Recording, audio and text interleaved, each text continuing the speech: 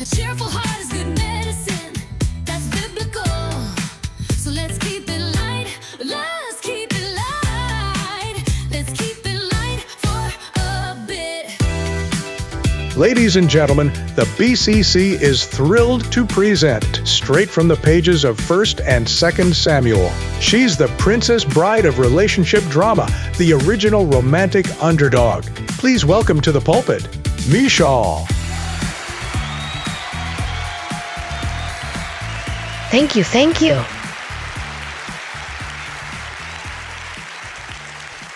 I gotta say, Bible characters have issues, but my relationship drama was at a level that frankly deserves its very own high-budget series. Serious disclaimer though, I lived in very different times, and there's stuff in here that you should not consider acceptable. Before we really get into my presentation, let me quickly share a bit from an earlier abandoned draft. Title: David comes home from work. Hi, dear. Hi, honey. You're home early? Yeah, we killed the enemies pretty quickly. I even had time to write a new song. That's nice, dear. How was your day? Not too bad. Ooh, I'm famished. David, honey, bad news. You might want to skip dinner tonight. Why's that, honey? Well, Jonathan passed by and told me Dad wants to murder you again. Oh, man.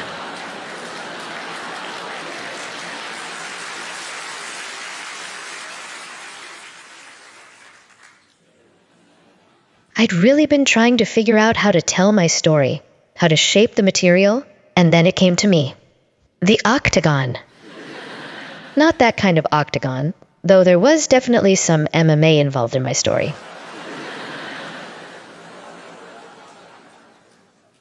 A love octagon. 8 people. That's more than double a love triangle. Twice the heartbreak and 8 times the headache. So I was the chick doing windows and star-crossed loving long before Juliet, Rapunzel, Snow White, or any of the other window women. I'm the woman who married a man after God's own heart and still ended up with questions. My life? Not exactly a happily ever after fairy tale. More like a tale of surviving politically charged marriages, dangerously envious fathers, overly enthusiastic husbands, and the occasional assassination plot. Let's start with David, because obviously, first crush, first love, first husband, and me, his first wife. He was romantic, heroic, a musical genius, but also a shepherd, a workaholic, anointed heir to my father's throne, a fugitive, and apparently too comfortable dancing in bedsheets. And did I mention he ghosted me for years? Moving on to my family, or to the pain, if you will. It was romantic tragedy meets biblical soap opera. Saul, my dear father, first king of Israel, master manipulator, greatest hater of David. Sure, sweetie, you can marry him after he brings me 100 Philistine foreskins. I mean, Dad, why? Were diamonds not a thing? No, foreskins. Just foreskins. A phrase that should never be associated with romance. Credit to David. He rose to the occasion and doubled the asking price, which I think made me feel even more special, in some weird kind of way. Merab, my older sister, technically should have married David, but my dad's machinations caused the arrangement to fall through. That's biblical catfishing, folks. Jonathan, best brother ever, also in a totally intense bromance with David. Yeah, he defended David more than I did. It was Scrubs before Scrubs, if you catch my drift.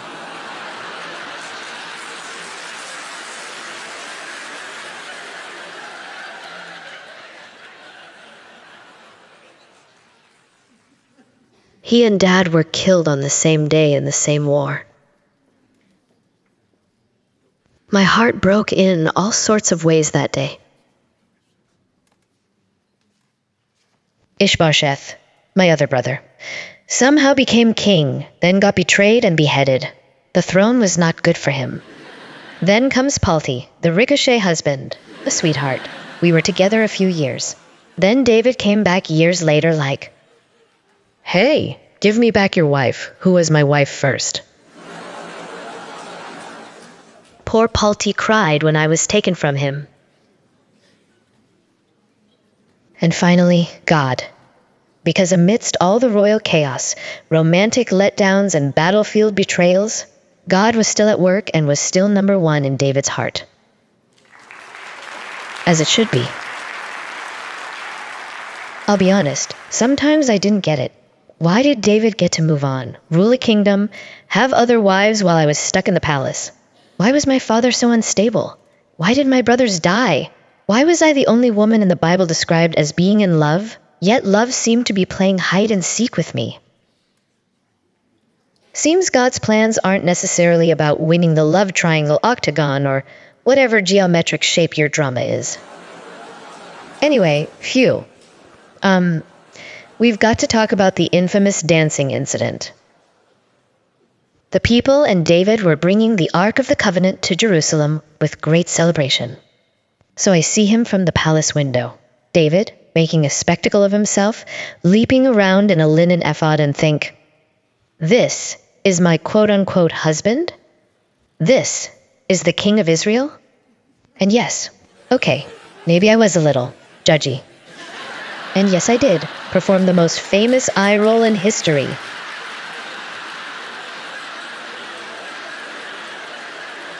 With all I'd been through, I had gotten stuck looking down. I'd let bitterness steal my joy. I'd let pain harden my heart. But here's what I missed. David wasn't dancing for people. He was dancing in celebration before God.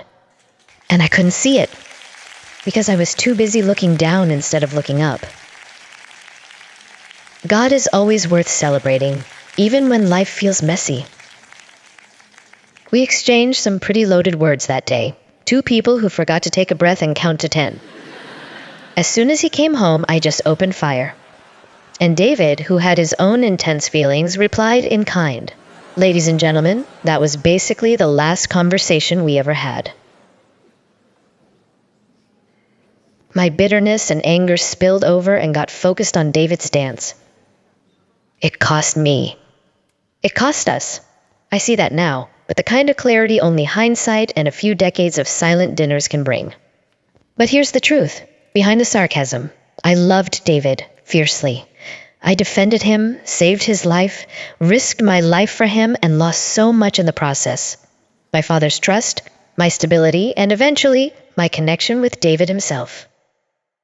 Sometimes, in our own pride or hurt, we can miss the joy God is trying to bring into our lives, even if it shows up looking a little undignified or not how we pictured it.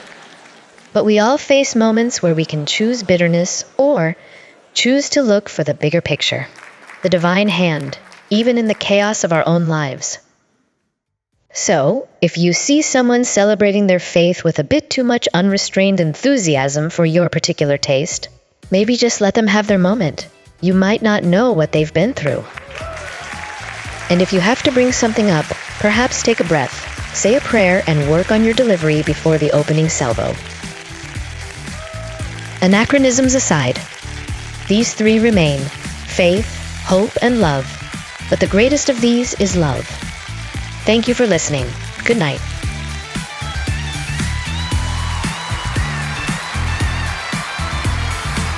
Join us next time when another Bible legend takes to the pulpit to share their personal story. Till then, go in peace, or at least try not to make things worse. The BCC is recorded in front of a live virtual audience, most of whom managed to stay logged in. The views expressed by tonight's presenter, including any theological inaccuracies, do not necessarily reflect any denominational dogma and are purely for comedic effect. Any resemblance to persons living dead or resurrected is mostly biblical. No, I am not crying.